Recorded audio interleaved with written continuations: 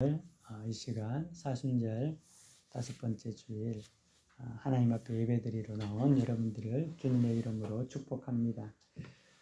우리가 사도행전 말씀을 우리가 계속 보고 있습니다. 사도행전은 총 28장으로 되어 있는 우리 바울의 어떤 선교의 사역에 대한 어떤 기록물인데 1장에서 28장까지를 조금 나누어 본다면 다시금 우리가 사도행전을 이제 좀 이렇게 리뷰를 해본다면은 1장에서 7장까지는 예루살렘에서의 어떤 그 복음 선교의 어떤 과정들이 나타나 있고, 그리고 8장에서 12장까지는 복음이 온 유대와 사마리아와 또 수리아의 안디옥까지 확장되어가는 그런 과정들이 기록되어 있습니다. 그리고 마지막으로 세 번째 단계인 13장에서 28장까지는 수리아의 안디옥, 다시 말하면 시리아 안디옥에서부터 시작해서 로마로 이어지는 그런 어떤 복음 전파의 과정들이 기록되어 있습니다.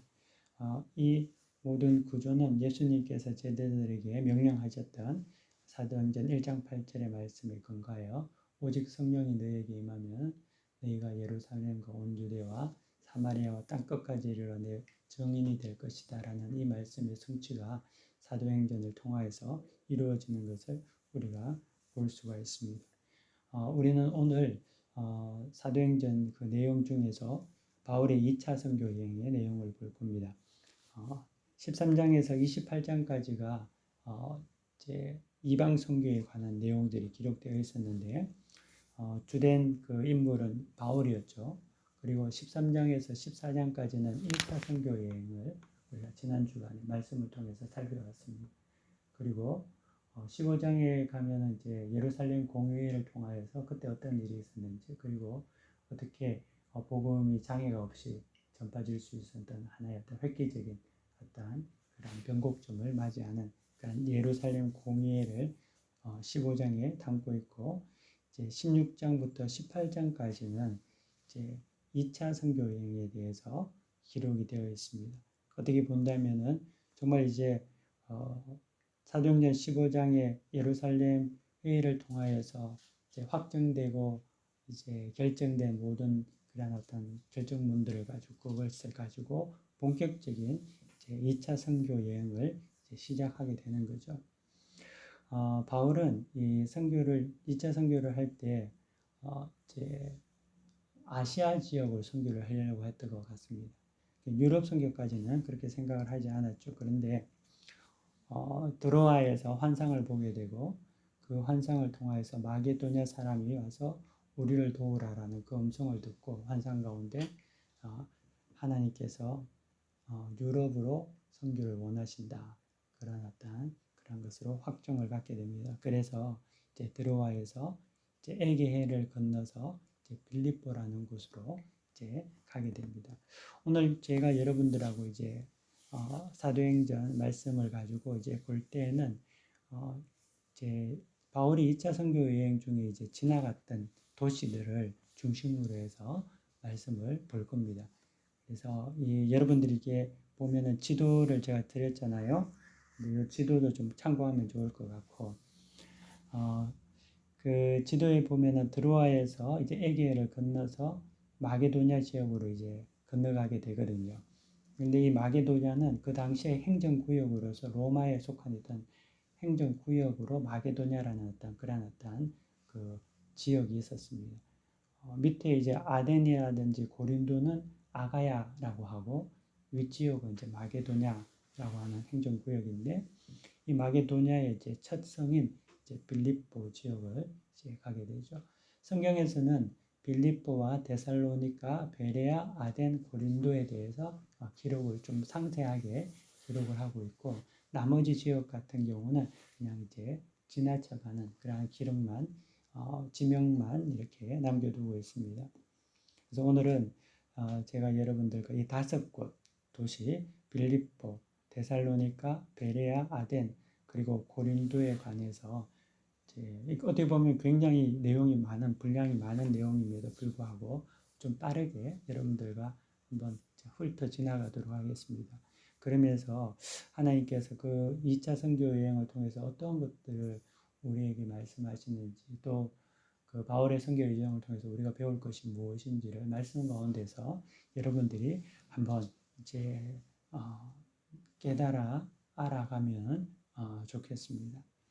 첫 번째, 이제 바울 일행은 이제 첫 번째 도시인 이제 빌립보라는 곳에 도착하게 됩니다. 2차의 선교 여행을 이제 유럽으로 건너와서 마게도냐 지역에서. 근데 이제 이 빌립보라는 곳은 그 당시에 회당이 없었다라고, 물론 기록에는 없었지만 회당이 없었던 것 같습니다. 그래서 바울이 이제 원래 바울은 이제 어느 도시든지 지역에 가게 되면은 유대인 회당을 중심으로 이제 그곳에 들어가서 이제 설교를 하고 복음을 전파하는 그런 어떠한 선교 사역을 했는데, 이 빌립보라는 곳은 회당이 없었기 때문에 그곳에서 이제 며칠을 지내다가 이제 기도할 곳을 찾기 위해서 이제 강가로 이제 가게 되죠. 근데 이 빌립보라는 도시는 주변에 이제 마게도냐에서 가장 큰 이제 도시가 데살로니카라는 도시였거든요. 근데 유대인들이 이제 디아스포라 유대인들이 이제 전 세계로 뭐 주변 지역으로 이제 흩어져서 나갈 때에 대개 이제 큰 도시를 중심으로 해서 유다인 디아스포라 공동체가 생겨난 것 같습니다. 유대인들이 대개 이제 상업, 이제 어떤 것들을 통하여서 그의 생계를 유지하고 이런 어떤 것 이렇게 했기 때문에 작은 어떤 소규모 도시보다는 데살로니카라든지 고린도라든지 이런 어떤 큰 도시를 중심으로 유대인들이 많이 있었고, 이 빌립보라는 곳에는 유대인 공동체가 없었던 것 같습니다. 그래서 바울이 이곳에서 회당에서는 그런 어떤 관계를 가지를 못하고 이제 기도를 하러 이제 강가에 가다가 그곳에서 있던 부녀자들을 만나게 되는데 그 사람들을 대상으로 이제 복음을 전파하게 되는 거죠. 근데 그때 루디아라는 여자를 빌립보에서 이제 만나게 됩니다. 근데 이 루디아라는 여자는 기본적으로 하나님을 알고 있는 여자였어요.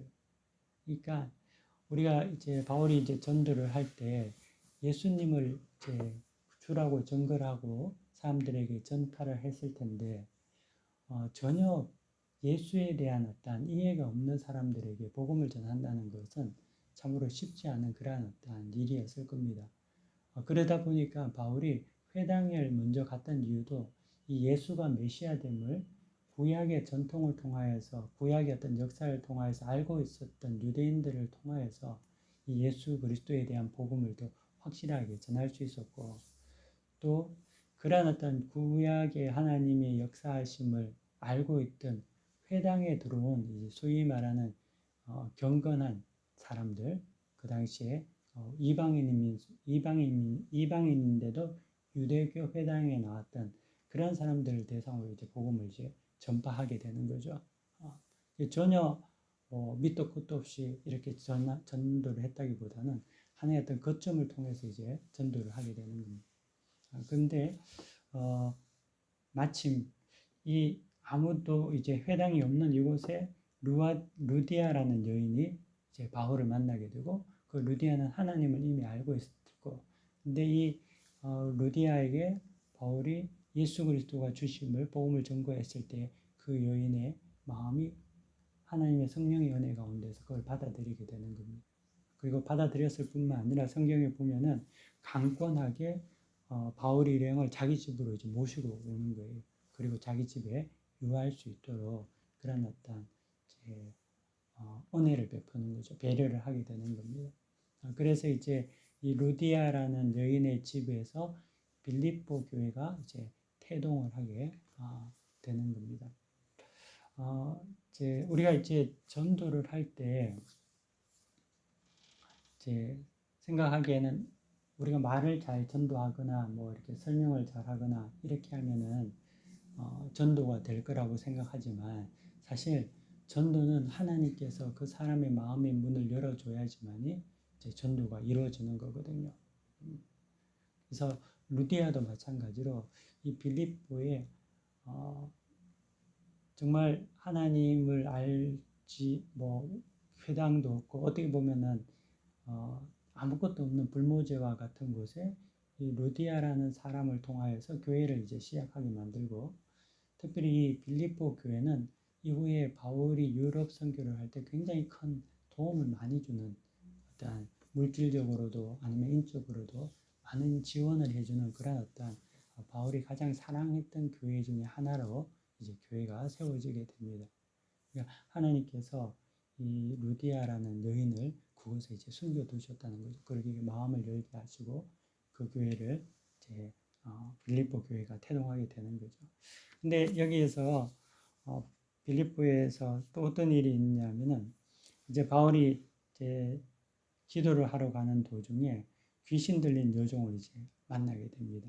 근데 이 여종은 아주 용한, 귀신이 들려서 아주 용했던 것 같아요. 그래서 뭐든지 이제 잘 맞추고 그런 어떤 그 점치고 뭐 이런 어떤 그런 어떤 그 신적인 능력이 있었던 것 같습니다. 그래서 특별히 이로 인해 가지고 이제 자기 주인들에게 수입을 주는 어떤 돈을 벌게 하는 그런 어떤 그 여인이었는데, 바울을 따라다니면서 며칠간 바울에게 이제 지극히 높은 하나님의 종으로서 구원의 길을 전하는 자여 라고 이렇게 이야기하면서 이제 따라다니는 거예요.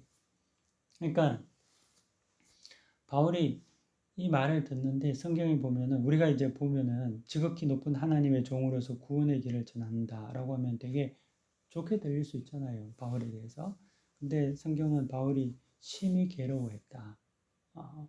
무슨 이유인지는 모르겠지만 귀신 그 들린 여자의 그런 어떤 그런 이야기 말그로 인하여서 바울이 심히 괴로워했고, 그러는 중에 예수 그리스도의 이름으로 그녀 몸에 있는 귀신을 쫓아내게 됩니다. 이로 인해서 그 주인들이, 그 여인으로 통하여서 소득을 얻던 주인들이 자기의 어떤 수익이 없어진 것을 알고 굉장히 이제 분노하게 되고 바울을 이제 고소하게 됩니다. 그래서 바울이 그 주인들의 이 고소로 말미암아 이제 잡히게 되는 거죠. 사실 여종에서 이제 여종에게서 귀신이 나가서 이제 수익이 없어진 것을 때문에 그 사람들이 분노한 것은 맞지만, 어떻게 본다면 그 여인은 사실 그 귀신에게 잡혀 있던 그 여인이 영적으로 해방되고 이제 새로운 삶을 살게 된 거잖아요. 그러면은 참 인간의 존엄성을 이제 본다면은 너무나 복되고 귀한 일임에도 불구하고 이 주인들은 그런 것은 아랑곳하지 않는다는 거죠.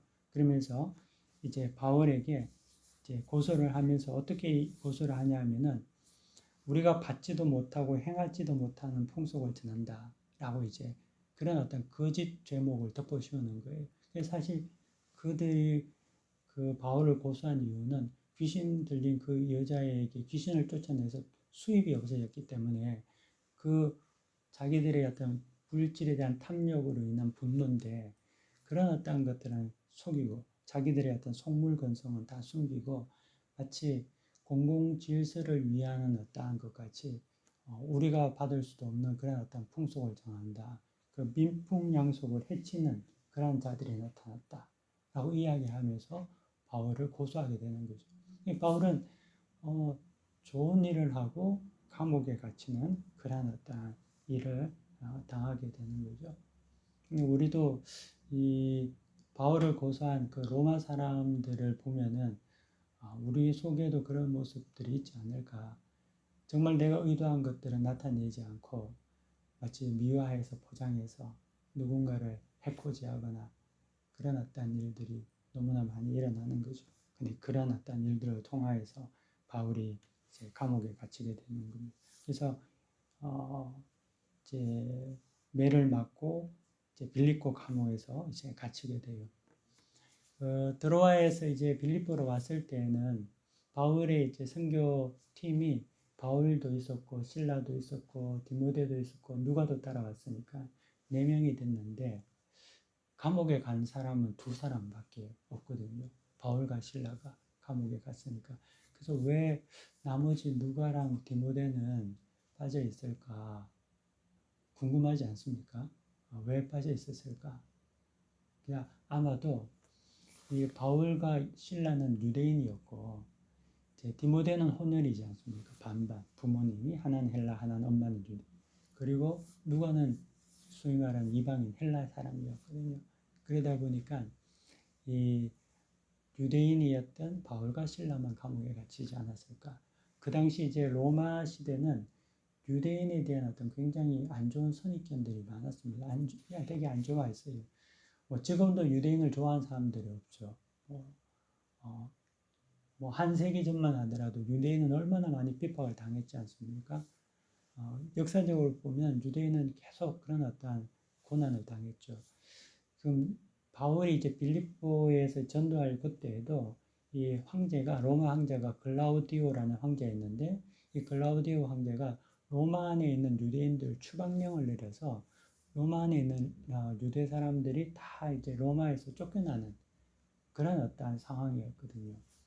그러니까 이 로마 사람들에게는 유대인들이 그렇게 좋은 사람, 그렇게 달가운 사람들이 아닌 거죠. 특별히 유대인들은 반란을 늘 삼고 율신을 통하여서 자기 어떤 공동체를 가지고 있고 그런 독특한 그런 어떤 그러한 사람들이었고 공동체였고 그 당시 이제 로마 사회는 로마라는 것은 큰 영토를 이제 통제하기 위해서 소위 말하는 그 반란이라든지 폭동만 없으면 모든 어떤 문화라든지 종교에 대한 자유권을 많이 허락을 해줬습니다. 그러다 보니까 특별히 이제 유대교가 그런 부분에 있어서는 잘 화합을 하지 못하는 그런 집단 중에 하나였거든요. 맨날 거기서는 예루살렘에서는 반란이 일어나고 그런 또 폭동이 일어나니까 늘 성가신 그런 어떤 사람들인 거죠. 그래서 그렇게 됐는지는 모르겠지만 하여튼 이제 바울과 실라만 잡혀서 매를 맞고 이제 감옥에 이제 갇히게 됩니다. 그래서 감옥에서 이제 밤중에 성경을 보면은 바울과 실라가 기도하며 막 찬송을 했다고 성경에서는 이제 증거하고 있습니다. 그런데 그 성경에서 이제 찬송하고 기도하는 가운데 갑자기 큰 지진이 났다고 성경에서는 말해요. 근데 이 지진이 어떤 지진인지 모르겠지만 참 좀 신비한 게 굉장히 초자연적인 어떤 현상이었는데 옥문이 열리고 그 착고가 소위 말하는 쇠고랑 같은 거를 묶어 놨을 거 아닙니까? 착고로 묶었다고 했는데 그 착고가 다 풀렸다는 거예요. 지진이 났는데 옥문이 열리고 착고까지 풀렸다.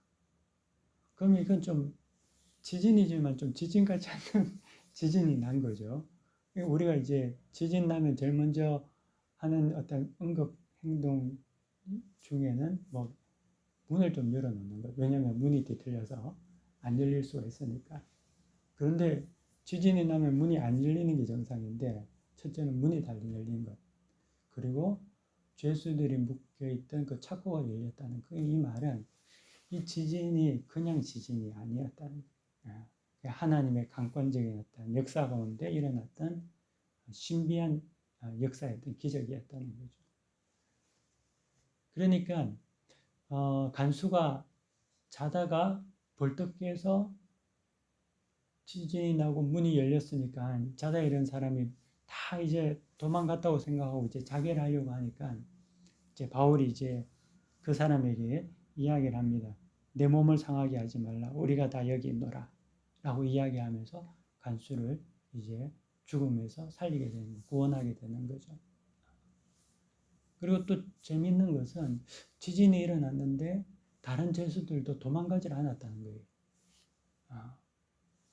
이게 아마도 하나님께서 굉장히 그 안에 놀라운 어떤 초자연적인 어떤 일들을 통하여서 바울과 실라뿐만 아니라 다른 죄수들조차도 그런 어떤 이러한 어떤 이적을 통하여서 그리고 또 그 이적이 찬송과 기도 가운데서 이루어졌다는 것을 죄인수들도 알지 않았을까? 뭔가 좀 다른 어떤 하나님의 놀라운 역사였다는 것을 그들이 알지 않았을까? 그렇기 때문에 이 간수가 와서 이 놀라운 광경을 보고 어떻게 보면 굉장히 급작스러운 회심을 하게 됩니다. 그래서 우리가 이제 그 안에 들어가서 이제 그 시대를 어떤 상황인지 모르지만 좀 말씀을 곰곰이 묵상하다 보면 어떻게 그렇게 간수가 빨리 자기 자신의 모든 것들을 내어놓고 자기 집안까지 다 예수를 믿게 하겠다 이렇게 이야기했다는 것은 굉장히 그 안에 임팩트 있는 충격적인 일이 있었을 거라는 거거든요. 그냥 도망가지 않았으니까 감사해요 해서 그런 문제가 아니라 완전히 그 안에 어떤 성령의 역사, 놀라운 어떤 일들이 그 감옥 안에서 그들이 체험하게 되었다는 거죠. 그래서 이제 간수가 이야기를 합니다. 선생들이여, 내가 어떻게 해야 구원을 받으리까? 그러니까 그때 이제 바울이 말하죠. 주 예수를 믿으라. 그리하면 너와 내 집이 구원을 받으리라. 이 유명한 말씀이 여기에서 증거되는 거죠. 그래서 간수가 이제 그를 데리고 이제 상처를 이제 싸매고 음식도 접대하고 그렇게 해서 그냥 뭐 이게 감옥이 아니라 그냥 파티 장소가 되버린 거예요. 그 장소가 갑자기 성경에 보면은 기뻐했다. 그 간수 가족들이 모두 이게 상상이 안 되는 이야기가 지금 적혀져 있잖아요. 어떻게 이런 일들이 일어났을까 감옥에서? 근데 그러한 놀라운 역사가 이루어졌다. 왜 그러한 역사들이 일어났을까? 하나님께서 빌립보에 교회를 세우기 원하셨다는 거죠. 그리고 그곳에서 하나님의 사람들을 통하여서 바울 선교의 모든 사역들을 이제 스포트할 수 있는 그런 어떤 기초를 기반을 닦게 하셨다는 거. 그 다음 날이 되니까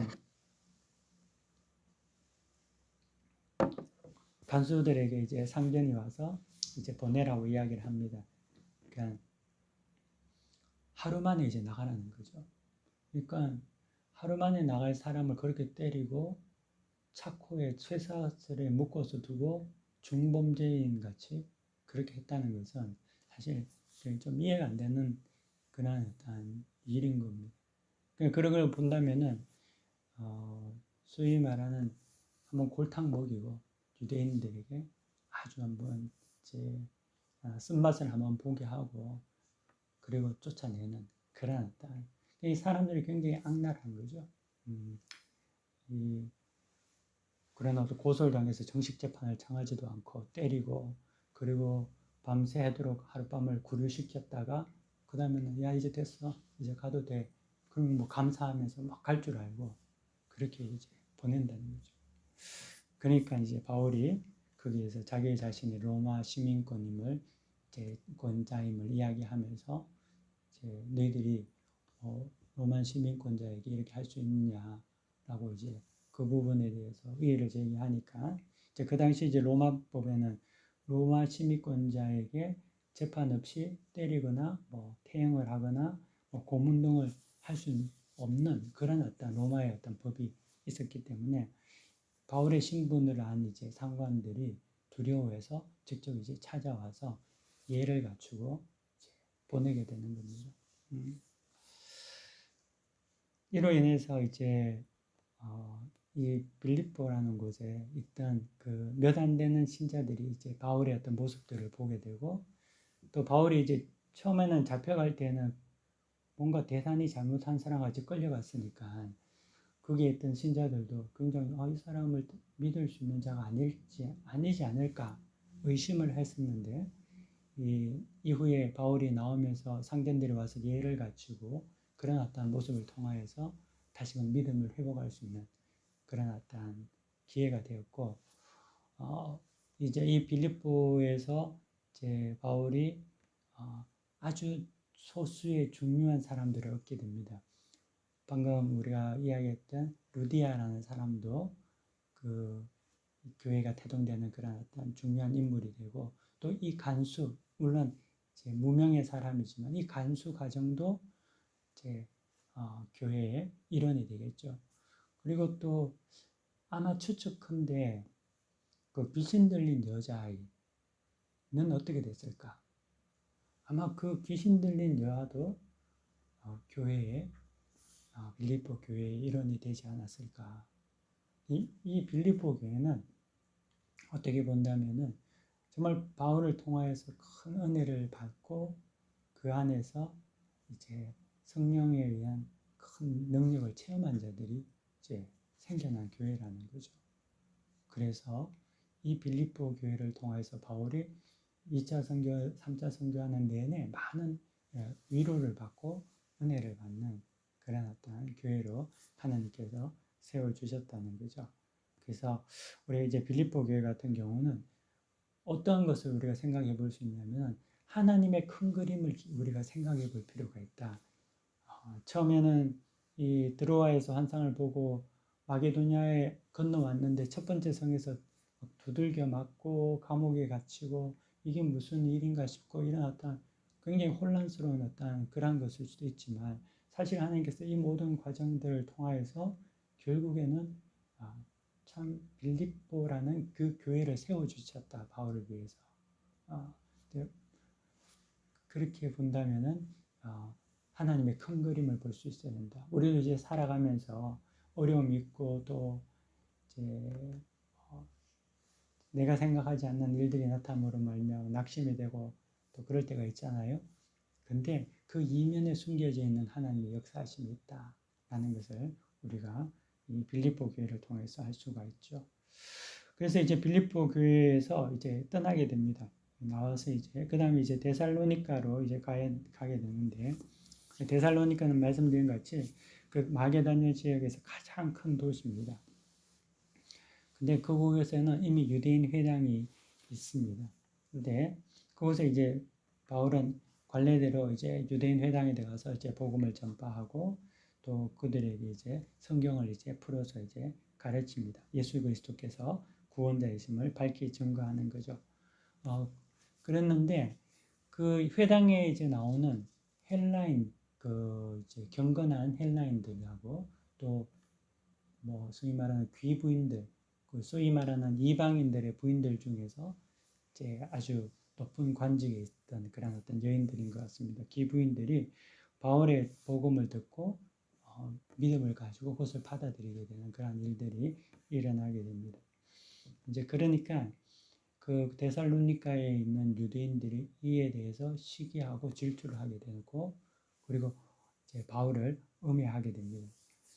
특별히 바울을 잡아서 아예 뭐 어떻게 상해를 하려고 했던 그런 작정을 했던 것 같아요. 그래서 그 시장통에 있는 불량배 깡패들을 그 당시에 데살로니가에 있던 그런 어떤 사람들을 이제 데리고 고용을 해서 유대인들이 그때에 바울이 야손이라는 사람의 집에 아마 거했던 것 같은데 그 집을 이제 쳐들어가는 게 되는 거죠. 근데 마침 그때 바울과 신라가 그곳에 없었던 거예요.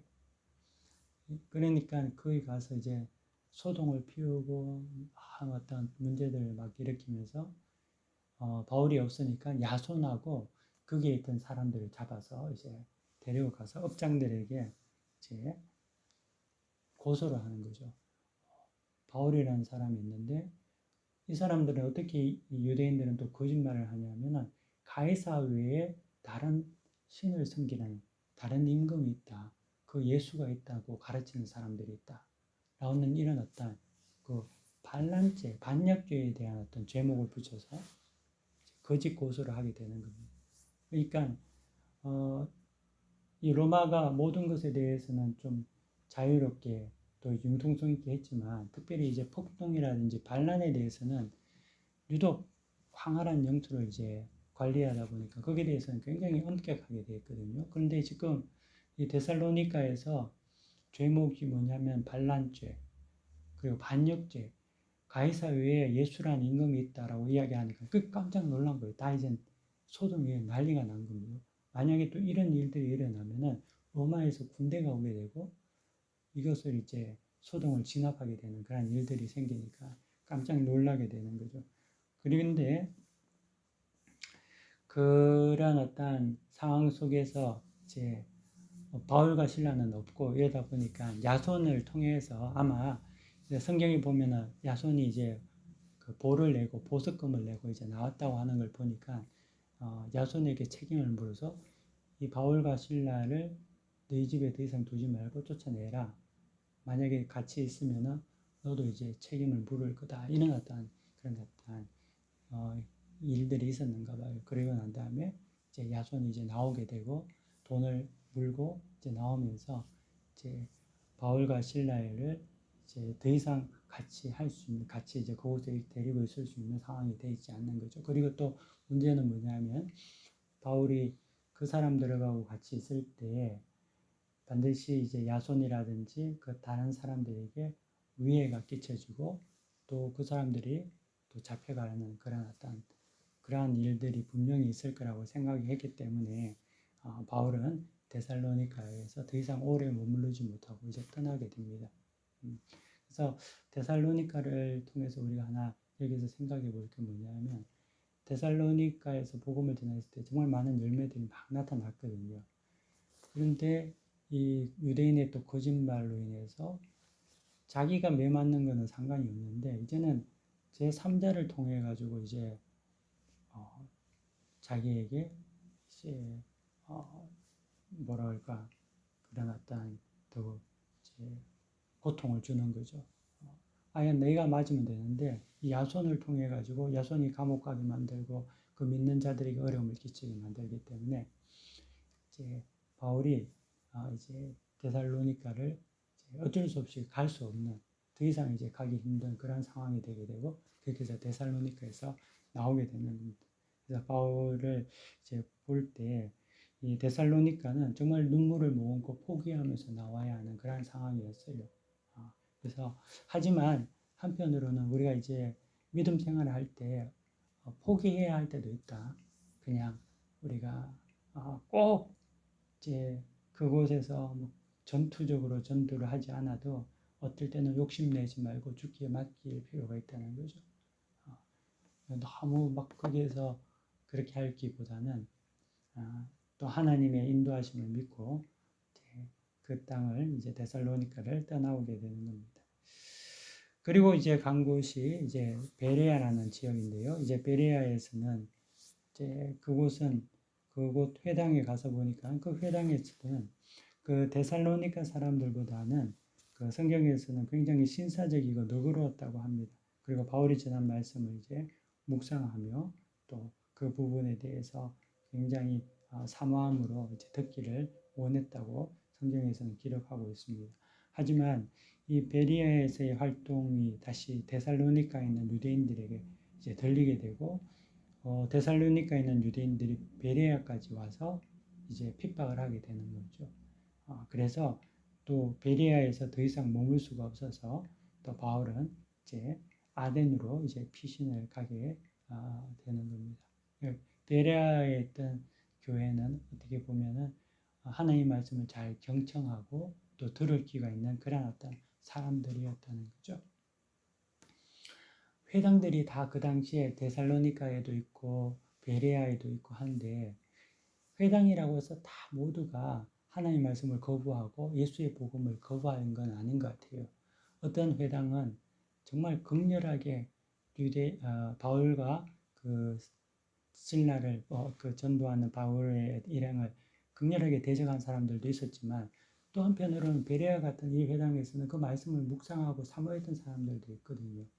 그러니까 그랬기 때문에 이 복음이라는 것이 어느 곳에서 어떻게 놀라운 역사가 일어날지 모르고 또 우리가 이제 생각하기에는 바울이 맨날 저기 가면은 쫓겨나고 맞고 하는데 왜 회당에 계속 가냐 이렇게 생각할 수 있는데 사실 회당이라고 해서 다 바울을 유대인들이 바울을 죽이려고 그렇게 한 것도 아니고 어떤 회당에는 어떤 사람들은 그걸 받아들이고 은혜 가운데서 예수를 믿는 사람들이 나타났다는 거죠.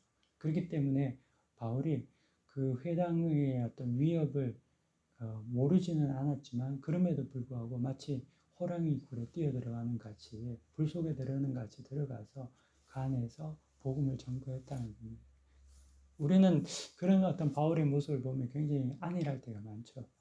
우리는 전도를 하더라도 복음을 전하더라도 핍박당하는 데는 안 가려고 하잖아요. 될 수 있으면 좀 편한데 그런 것들을 통해서 이제 우리의 어떤 안위를 생각할 때가 많은데 바울이 그렇게 하지 않았다는 겁니다. 그리고 이제 아덴으로 오게 되는데요. 이제 아덴으로 이제 피해서 이제 아덴까지 오게 되는 겁니다. 그러니까 혼자 이제 아덴에 바울이 오고 나머지는 베레아에 남게 됩니다. 근데 이제 아데네스에서의 경험은 사실 결과적으로는 조롱과 거부였다는 거죠. 예수의 복음을 전했을 때, 부활을 전했을 때 그곳에 있던 이제 에피쿠로스 학파, 스토아 학파의 사람들, 그 헬라 사람들은 그 말에 대해서 그냥 조롱과 또 무시 그리고 거부로 끝나버립니다. 그래서 아덴을 통해서 우리가 하나 알 수 있는 것은 이성과 지성으로는 하나님을 알 수 없다. 똑똑해서 하나님을 알 수 있는 것이 아니구나. 이런 것을 우리가 아덴을 통해서 알게 되는 거죠. 그래서 바울이 이 아덴에서는 더 이상 머무를 수가 없는 겁니다. 그래서 그곳을 떠나서 이제 고린도로 이제 오게 됩니다. 이 고린도는 당시에 굉장히 큰 무역 중심으로서 굉장히 부를 축적한 그러한 도시였습니다. 그래서 사람들이 돈이 많았기 때문에 호화로운 삶을 살았던 곳이 고린도라는 도시였습니다. 그리고 또한 이 도시 북쪽에 아프로디테 신전이 있었는데, 여기에서는 여신전에 이제 수일만한 신성한 창기들이 한 1,000명 정도가 있었다고 합니다. 그래서 합법적인 성매매를 하고 있었기 때문에 굉장히 윤리적으로도 성적으로도 타락한 곳이 이제 고린도였죠. 그 물질적인 풍요와 성적인 타락이 아주 합쳐진 곳이 고린도였습니다. 그래서 그 당시의 말 중에서 고린도 사람처럼 행동하다라는 말은 음란하고 부도덕하다라는 그런 의미가 고린도 사람처럼 행동하다 이런 말이었다고 합니다. 근데 이 바울이 이 고린도에 와서 1년 6개월을 지내게 되는데 이제 고린도에 이제 쫓겨다 아덴에서 이렇게 쫓기면서 이제 고린도까지 내려오게 됐는데 이제 와서 보니까 이곳에서 아굴라와 브리스길라의 부부를 만나게 됩니다. 이들은 이제 이후에 바울의 귀한 동력자가 되는 그런 어떤 사람들인데 이미 말씀드렸던 글라우디오의 황제의 어떤 칙령에 의해 가지고 로마에서 쫓겨온 그런 유대인 부부였습니다. 근데 남편은 아굴라는 유대인인 것 같고 브리스길라는 아마 로마 여인이었던 것 같습니다. 이름이 로마 귀족의 성이었던 것을 보면은 아마 이 아굴라하고 브리스길라는 그 로마에서 사업을 하다가 이제 원래 이제 업이 천막을 만드는 직업이었으니까 쫓겨나는 바람에 이 상업이 아주 발달한 이제 고린도로 이사를 와서 이곳에서 이제 사업을 하려고 했다는 거죠. 그래서 아굴라는 천막을 만드는 그런 어떤 기술이 있을 거고 브리스길라는 아마 로마의 어떤 그런 인맥이라든지 그런 것들을 통하여서 나름 이제 그러한 어떤 재정적인 어떤 것들을 수입을 누리면서 그런 어떤 사업을 했던 사람들인 것 같습니다. 근데 바울 또한 천막을 만드는 업이 같았기 때문에 그 사람들과 함께 이제 같이 이제 지내게 됩니다. 이 바울과 이 가정의 만남은 이 가정에게는 큰 변화를 일으키게 되는 거죠. 그래서 원래는 천막 만드는 사람들이 이후에는 이제 하나님을 만나는 그리고 예수 그리스도를 증거하는 그런 복음 전도자가 되는 그러한 어떤 일이 되는 거죠. 바울에 의해서 변화되어 갔다는 거죠. 그래서 바울이 고린도에서 이제 복음을 전파하고 이제 회당 중심으로 전도를 했는데, 이제 되게 이제 회당에서 많은 어려움을 당했던 것 같습니다. 그래서 성경에 보면은요, 18장 6절에 보면은 이렇게 이야기합니다. 그들이 대적하여 비방하거늘 바울이 옷을 털면서 이르되 너희 피가 너희 머리로 돌아갈 것이요 나는 깨끗하리라 이후에는 이방인에게 가리라 하고 라고 이야기하면서 고린도에 있는 그 회당에서 바울이 떠나버려요. 그러니까 그 고린도에서 회당의 복음을 전가하면서 굉장히 많은 어떤 핍박들이 있고 어려움들이 많았던 것 같아요. 그러다 보니까 바울이 이제 그곳에서 이제 마음이 상하고 이제 떠나버렸는데 이때 하나님께서 그 바울에게 나타나셔서 상심한 바울에게 용기와 위로를 주십니다. 성경 9절과 10절에 보면은 18장 9절 10절에 보면은요. 밤에 주께서 환상 가운데 바울에게 말씀하시되 두려워하지 말며 침묵하지 말고 말하라. 내가 너와 함께 있으며 어떤 사람도 너를 대적하여 해롭게 할 자가 없을 것이니 이는 이 성중에 내 백성이 많음이라 하시더라. 아멘. 그러니까 바울이 이제 2차 선교 여행을 하면서 드로아에서 환상 가운데 하나님을 성령의 인도하심을 받고 그리고 지금 고린도에서 다시 환상 가운데 이제 하나님을 보게 되는 거죠.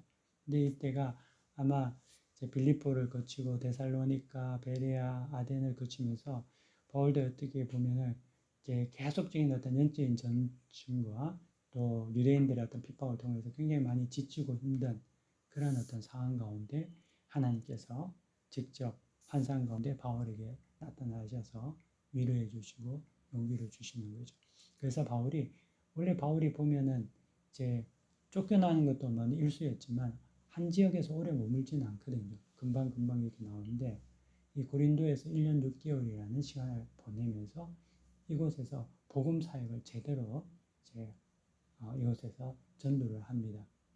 그래서 여기 보면은 이 성중에 내 백성이 많음이라 하시더니라는 이 말이 물론 이제 해석에 따라 다르겠지만 믿는 사람들이 이제 지금 막 많아져서 그렇게 교회 뭐 이제 새로 회당이 아닌 바울의 복음을 통한 공동체 교회에 어떤 생겼다 이런 어떤 의미이기도 하겠지만 또 한편으로는 아직까지 구원을 받아야 되는데